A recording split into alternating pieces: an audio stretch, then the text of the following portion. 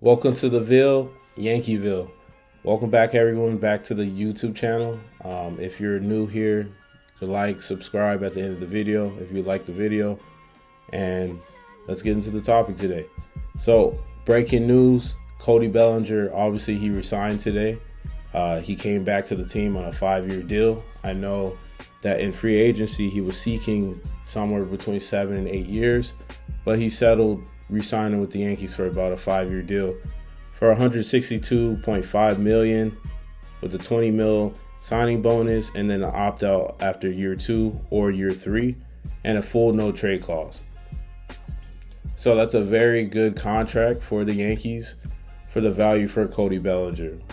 We weren't able to go 6 or 7 years, kind of like what he wanted, or actually 8 years. We were able to settle with a 5-year deal for him. So when he is done with the contract, he'll be 35, 36, and I'll be in an acceptable range for the team to, kind of pivot and see what options they can do in the outfield at that time. But to look at his 2025 season, he had 272, 29 home runs, 98 RBIs, 813 OPS with a 125 OPS plus. He had a very good 2025 season. That's why he was seeking the 7 or 8 year deal from other teams, but no one was biting. Part of that, Kyle Tucker obviously came off the market, and Bo Bichette as well, and they all signed shorter term contracts, which Cody Bellinger really did not want to do.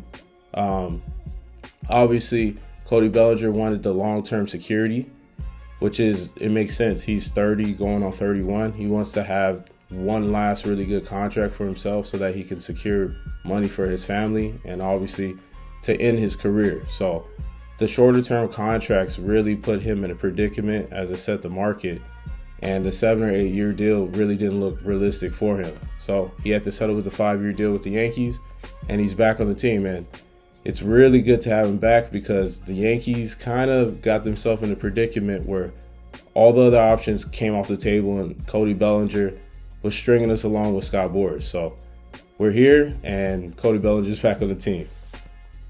But to keep reviewing, some of the accolades from Cody Bellinger, obviously in 2017, he was Rookie of the Year.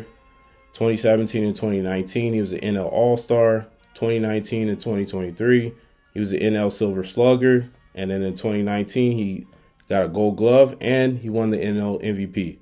So Cody Bellinger, as everyone knows, he is a very skilled outfielder. We touched about this in a previous video.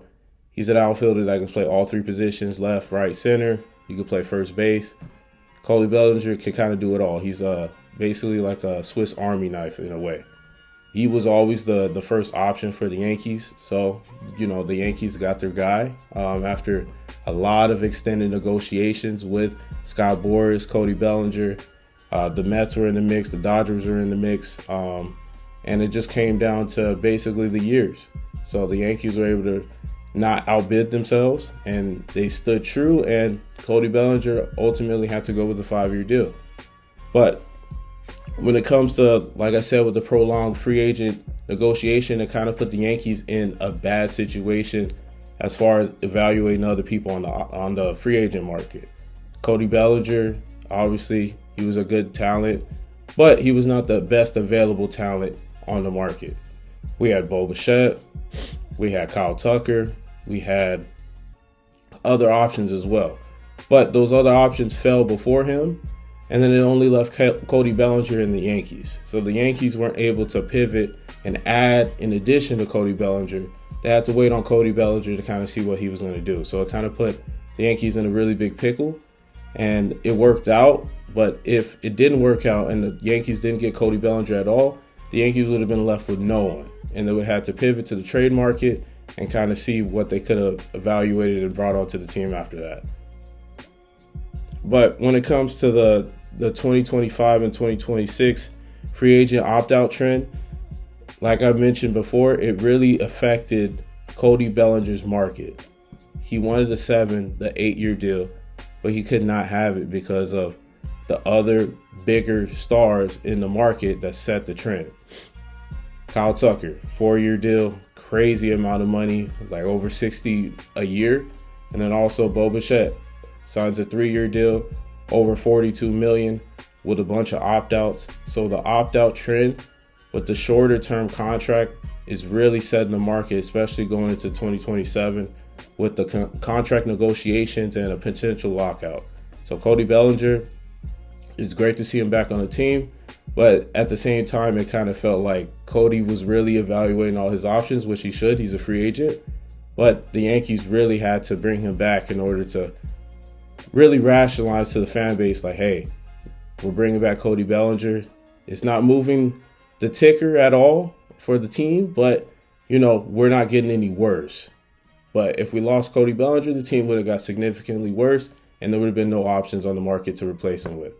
But other than that, the Yankees, it was a good job. You know, we brought back our guy, and we're able to see what else we can do to improve the team. But let me know what you think down below in the comments. Obviously, it's very good breaking news that the Yankees brought back Cody Bellinger. But let's see what else the Yankees are going to do in addition, because the team looks exactly the same as what it did when we lost in October. So, like I said, thank you for watching the video. Welcome to the Ville, Yankeeville.